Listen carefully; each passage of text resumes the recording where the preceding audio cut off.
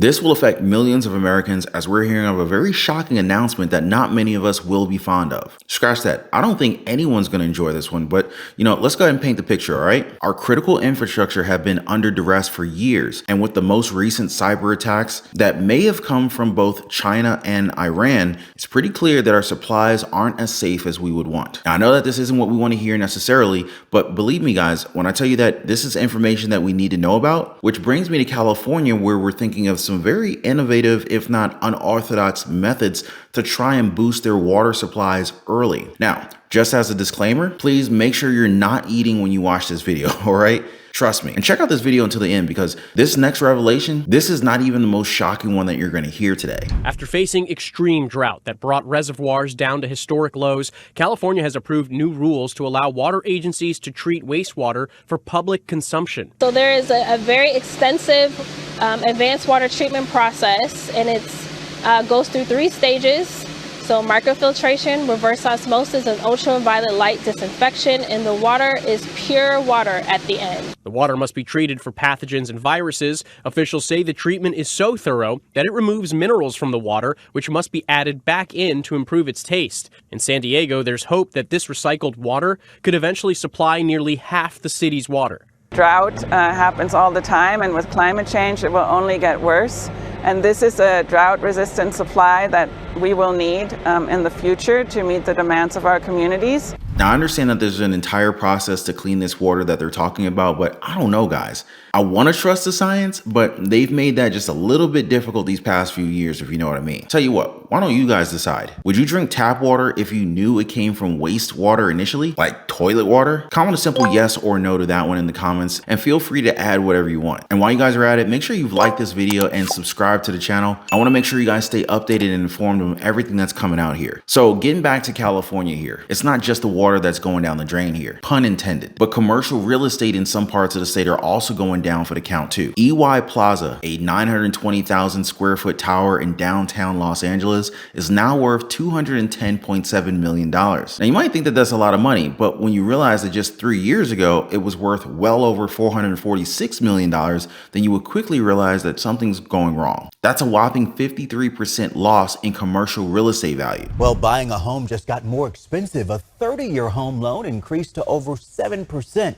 Just 1 year ago, it was 5%. This is the highest it's been in 20 years. ABC 10's Devin Truby was on site at some new builds today to see how this will impact the future of the housing market.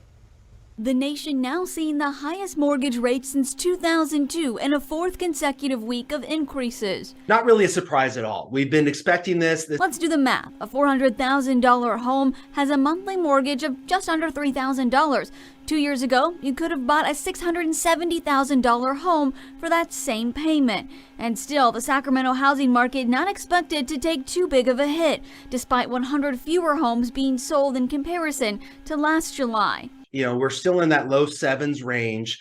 While it does make it less affordable for a lot of our market is still relatively affordable for the state of California. Appraiser and housing analyst Ryan Lundquist agrees. Almost like we have this situation where low supply and low demand have met, which is a strange dynamic. Which is why Brown still feels confident his new build will sell despite the high rates. Homebuyers staking their claim before it's even built. According to Redfin in Sacramento, a home only sits on the market for 10 days, and they're selling for 2 to 5% above asking price. But it's causing a shift. High interest rates cutting into the resale market, and it's hurting first-time homebuyers the most.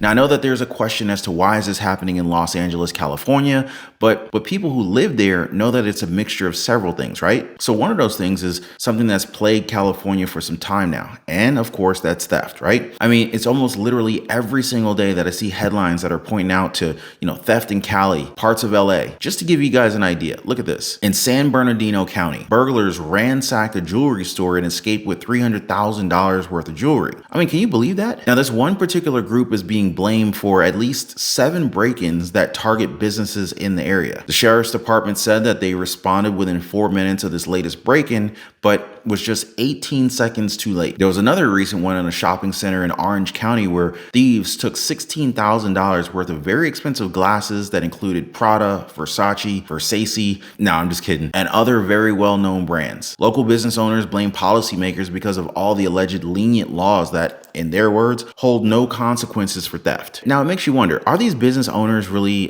victims here, or are the insurance companies covering the products and the business owners just kind of get paid and it's no big deal? Now, the owners are suggesting that maybe a leadership change in California is necessary in order to stop some of these problems. But what do you guys think about this? Now, from theft, let's go ahead and move over to the wage increases and why it's going to cause even more layoffs as we go through 2024. You see, big businesses, and actually businesses in general, don't actually give out more than it should. It always protects its profits, and with most of the recent decision to raise the minimum wage in different parts of California to $20 by 2024, well, it's pretty normal that some people are going to end up losing their jobs. Let's just put it out there. Now, just recently, multiple Pizza Hut franchises there have announced that they're letting hundreds of their in-house delivery drivers go due to this change. To date, it's expected that 841 drivers are going to be facing layoffs by 2024, which means that if you want some pizza, you're probably going to have to go through third-party providers like DoorDash, Uber Eats, maybe even Grubhub. And that's a really crappy way to ring in the new year after having lost your job, huh? And California, much like New York, is kind of what you can expect the United States to be looking like if things don't go well in 2024. Now, this isn't to offend anybody from any of these places, but even your own lawmakers are admitting that things are spiraling out of control there, right? And like I said in the beginning, there's a lot of things that are happening around us that will probably change our lives forever. Stuff that's not going to necessarily be good for any of us here at home. And this is why the prediction from Catherine Hedridge for 2024 makes a lot of sense, no matter how doom and gloom some of you guys might think it is. Well, mine's a little dark. I just feel a lot of concern that 2024 may be the year of a black swan event. This is a national security event with high impact that's very hard to predict. There are a number of concerns that I have that factor into that. Not only this sort of enduring heightened threat level that we're facing, the wars in Israel, also Ukraine. And we're so divided in this country in ways that we haven't seen before. And I think that just creates fertile ground for our adversaries like North Korea, China, and Iran. And that's what concerns me most. Now, there's a lot to unpack there, but let's go with what some analysts are talking about, all right? Some say that this black swan event will happen because our leadership has prioritized everyone else around the world and they've forgotten about the American people. Others say that this is going to start with our own borders, especially given that military-aged men continue to pour in from China and other countries. Meanwhile, some say that this event will actually be a part of 2024 to try and disrupt something big that's coming. What is that big something that's coming that they're planning to disrupt? Whatever it might be, the bottom line is that millions of Americans across the nation will be affected. Some will be affected more than others. But what do you guys make of all this? Is 2024 going to be even worse than 2023? Or should we be optimistic and expect better things to come? I guess it's really going to depend on your perspective, but rest assured, guys, I will be here to keep you guys informed throughout the whole way. Now, before I go, I just want to thank you guys for hanging out. Thanks for your time. Thanks for subscribing to the channel. And I'll see you on the next one.